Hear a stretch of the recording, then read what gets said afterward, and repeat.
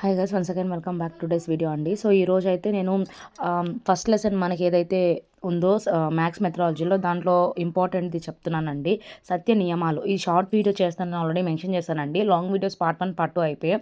దానికి linked up అంటే 2 important things ఉన్నాయండి. దాంట్లో 10 ఉన్నాయి, కానీ 2 మనకి ఇంపార్టెంట్. అదేంటంటే సాధికారత, అథారిటీ, సంబంధత, కొహిరెన్స్. అథారిటీ అంటే ఇప్పుడు మనము పిల్లలకి ఏ విషయం చెప్పినా వాళ్ళు నిజమని నమ్ముతారు. అంటే ఈవెన్ వాళ్ళ తల్లిదండ్రులతో వాళ్ళు వాదిస్తారు కూడా, మా టీచర్ చెప్పిందే గొప్ప అని. చెప్పేదాన్ని ఏంటంటారు, సాధికారత అంటారు. తగిన అర్హతలు కలిగి ఉండి ఉన్నత శిక్షణను పొంది అనుభవం కలిగిన వ్యక్తి చెప్పే విషయం సత్యమని నమ్మడానికి అవకాశాలు మెండుగా ఉంటాయి. అంటే ఆ వ్యక్తి సాధికారతను కలిగి ఉన్నాడని చెప్పవచ్చు. అంటే అతను అథారిటీని కలిగి ఉన్నాడని చెప్పచ్చు అని. ఇంకోటి కొహిరెన్స్ అండి.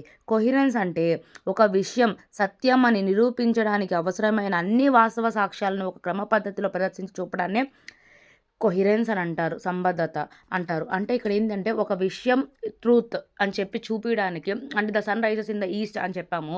ఇప్పుడు ఈ స్టేట్మెంట్ని ప్రూవ్ చేయడానికి రకరకాలుగా, అంటే ఉదయాన్నే లేగానే అక్కడ నిలబడి చూడమని చెప్పడము, లేకపోతే ఎండ డైరెక్షన్సే మిట్ట మధ్యాహ్నం ఎక్కడ ఉంది అని అడగడము, తర్వాత సాయంత్రం ఎక్కడ ఉంది అనడం, అప్పుడు ఈ ఉదయం ఎక్కడి నుంచి వచ్చింది అని అనడము, గ్లోబుని చూపించడము, ఇవన్నీ ఏమవుతాయి, దానికి సంబంధించిన ఒక సత్యాన్ని నిరూపించడానికి ఉన్న అన్ని సాక్ష్యాలను ఒక వరుస క్రమంలో పెట్టడాన్ని కొహిరెన్స్ అంటారు.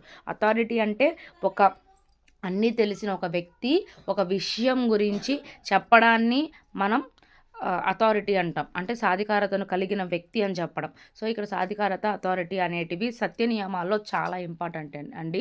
ఇది గణిత స్వభావం పరిధిలో ఒక టాపిక్.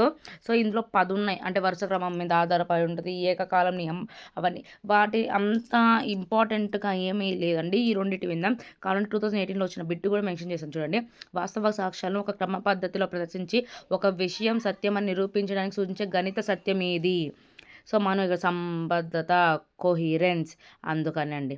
సో ఇక్కడ ఏకాభిప్రాయము, అనురూప్యత అవన్నీ మనకు అర్థమైపోతాయి. ఈ 2 మాత్రం కొంచెం కష్టం అండి. అందుకని పరిశీలన, అబ్జర్వేషన్, ఈ రెండింటి మీద బిట్ రావడానికి ఛాన్స్ ఉంది. అందుకే పర్టికులర్గా షార్ట్ వీడియో మెన్షన్ చేశానండి.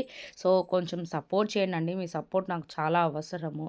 కొంచెం ప్లీజ్ సబ్స్క్రైబ్ చేసుకోండి. Thank you for watching.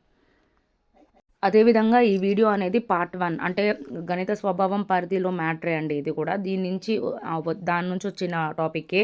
So అందుకని షార్ట్ వీడియోగా మెన్షన్ చేస్తున్నాను. సో మళ్ళీ కన్ఫ్యూజ్ అవ్వద్దు. సో దానికి లింక్ చేసుకోండి. సో మరిన్ని వీడియోస్ కోసం ప్లీజ్ సబ్స్క్రైబ్ చేసుకొని బెల్ ఐకాన్